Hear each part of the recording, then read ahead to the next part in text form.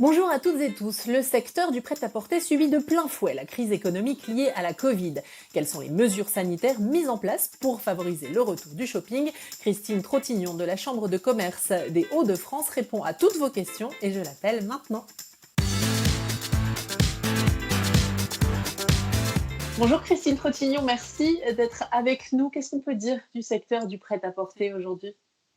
Alors, pour vous donner des points de repère, pendant le confinement, il y a plus d'un ménage sur 2 qui n'ont consommé que de l'alimentaire, et qui se sont dans, 2 cas sur 3 quasiment, fait livrer à domicile. Ça, c'est pour les j'ai envie de dire les pratiques de consommation qu'on a constatées pendant le confinement, qui sont assez logiques par rapport à la période qu'on a traversée.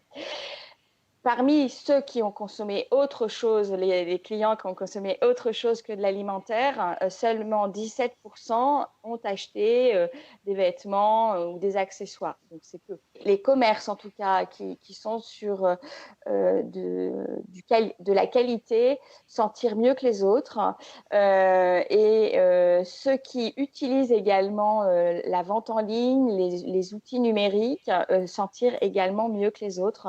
Donc, mon conseil dans cette période qui, on le sait, s'annonce difficile, c'est de faire attention à ces aspects qualitatifs et également à sa présence en ligne. Dans les magasins comme partout aujourd'hui, il y a des règles et tout le monde se pose des questions. Jennifer demande si les essayages en cabine sont autorisés. Les essayages en cabine sont tout à fait autorisés. Les commerçants mettent en place des protocoles pour qu'ils soient réalisés dans des conditions sanitaires acceptables et avec des bonnes pratiques diffusées par le ministère du Travail notamment, et puis également la Fédération nationale de l'habillement. Alors, soyez vigilants. Le port du masque est évidemment plus que recommandé. Il peut être rendu obligatoire par votre commerçant. Désinfectez-vous les mains et si vous ne prenez pas le vêtement, sachez que votre commerçant mettra ce vêtement en quarantaine pour le désinfecter. La vapeur est recommandée quand c'est possible, sinon les préconisations, ce que l'on sait aujourd'hui de la durée de vie du virus sur ce type de matière, c'est au-delà de 24 heures, le virus disparaîtrait. Je mets beaucoup de conditionnels dans tout ça, vous comprendrez pourquoi. Les commerçants sont encouragés sur les tissus plus sensibles à mettre plus longtemps leurs vêtements en quarantaine. Au niveau du nombre de vêtements par cabine, les commerçants peuvent être également scrupuleux dans le nombre de vêtements que vous essayez et limiter le nombre de vêtements. Également, ils peuvent limiter le nombre de vêtements qui sont présentés sur les étagères ou dans les présentoirs du magasin. Certains clients vont du coup préférer essayer chez eux et Anne demande comment ça se passe pour un retour de vêtements en magasin.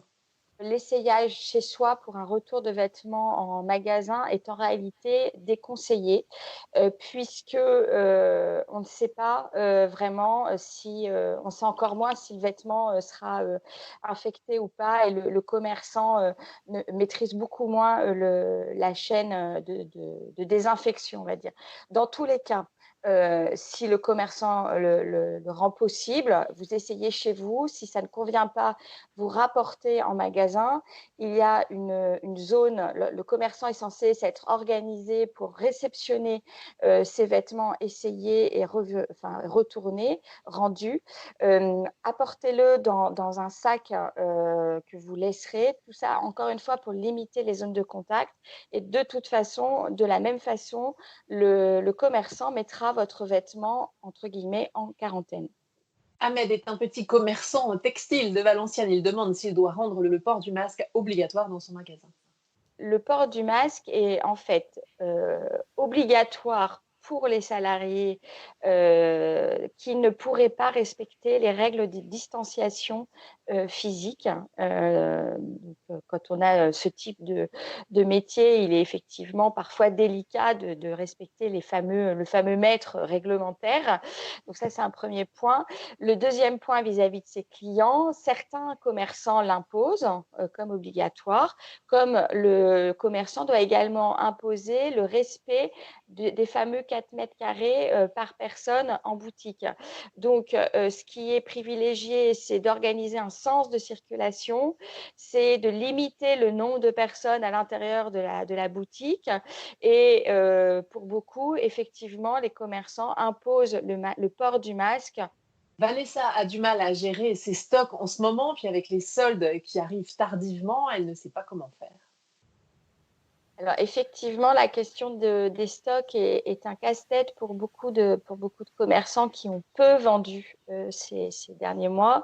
Les soldes ont été effectivement, reculés du 15 juillet au 11 août.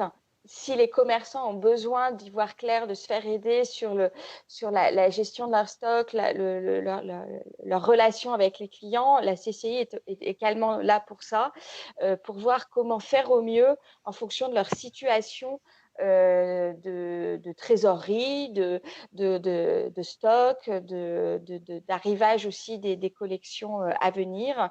Bref, on est là pour les aider, pour les soutenir dans cette période effectivement très compliquée pour eux. Thomas est salarié pour une enseigne de prêt-à-porter, il risque d'être licencié, il demande s'il doit se tourner vers un autre secteur.